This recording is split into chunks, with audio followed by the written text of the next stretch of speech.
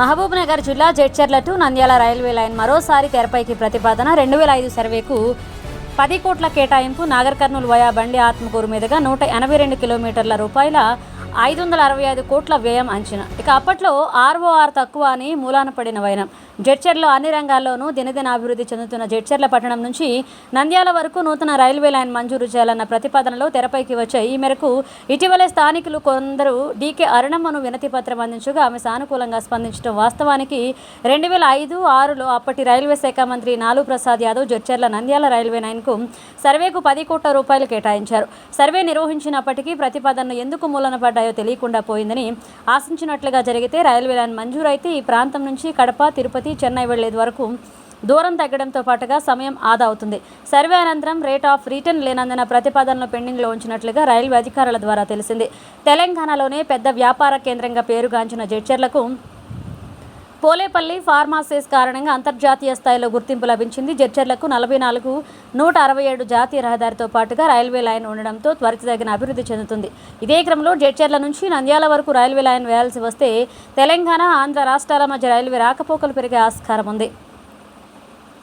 ప్రస్తుతం హైదరాబాద్ నుంచి కలవకుర్తి మీదుగా, కొల్లాపూర్ నుంచి సోమశిల మీదుగా నంద్యాలకు రోడ్డు మార్గం పనులు కొనసాగుతున్నాయి.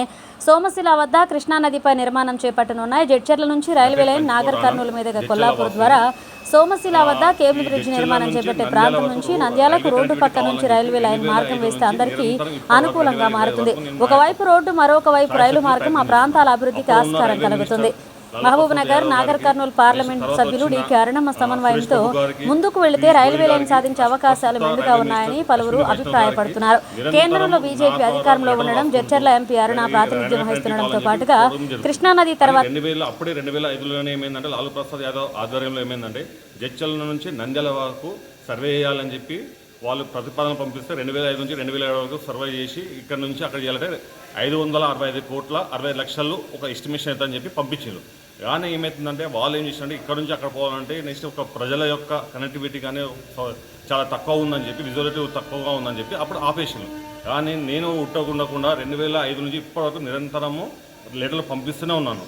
కానీ ఇప్పుడు ఏంటంటే అప్పుడున్న జనాభా ఏంది, జస్ట్ ఓన్లీ అప్పుడున్న 2005లో జనాభా హైదరాబాద్ ఎంత 70 లక్షలు, ఇప్పుడు హైదరాబాద్ ఉన్న జనాభా ఎంత 1,20,00,000.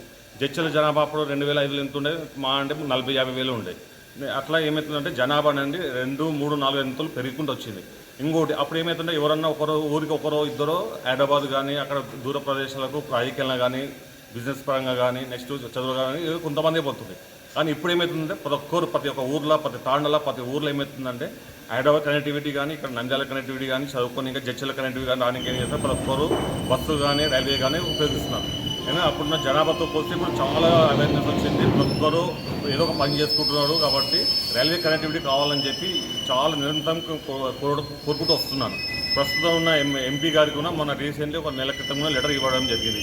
ఆయన కూడా సానుకూలం తీసుకొచ్చి ఖచ్చితంగా దీని కనెక్టివిటీ నెక్స్ట్ మన వైష్ణవ్తో తీసుకెళ్ళి ప్రతిపాదన తీసుకొచ్చి చేపిస్తామని చెప్పి ఆమె కూడా మాట ఇచ్చినారు. కానీ ఎంత త్వరగా అయితే అంత త్వరగా ఏమవుతుందంటే కనెక్టివిటీ పెరుగుతుంది. కాబట్టి జడ్చర్ల నుంచి నంద్యాల అతి త్వరలో 170 కిలోమీటర్ అంటే మనకి ఏమవుతుందంటే మన జడ్చర్ల కూడా డెవలప్ కావడంతో పాటు ఏమవుతుందంటే హైదరాబాద్ నుంచి చెన్నై పోవడానికి కూడా ఏమైందంటే చాలా షార్టెస్ట్ రూట్ ఇది. ఇంతకుముందు ఇప్పుడు ఏమవుతుంది, ప్రస్తుతం ఏమవుతుంది రైల్వే ఎట్లా చేస్తుంటే తిరిగిపోతున్నాయి. ఎట్లా అంటే వరంగల్, నెక్స్ట్ మన నెల్లూరు, విజయవాడ అట్లా పడిపోతుంది. కాబట్టి చాలా లాంగ్ డిస్టెన్స్లో పోతున్నాయి. అదే కానీ ఈ కనెక్టివిటీ ఏందనుకోండి, హైదరాబాద్ నుంచి చెన్నైకి ఇదే రూట్లో పోతుంది. కాబట్టి ఉమ్మడి పాలమూరు జిల్లా అయిన మామ్నార్ జిల్లా, నెక్స్ట్ రంగారెడ్డి జిల్లాలో ఉన్న షాద్నారు, నెక్స్ట్ మన నాగర్ కర్నూలు జిల్లా అయిన నాగర్ కర్నూలు, అచ్చంపేట, కొల్లాపూర్తో పాటు నంద్యాల కూడా ఏమైందంటే చాలా డెవలప్ అవుతుంది.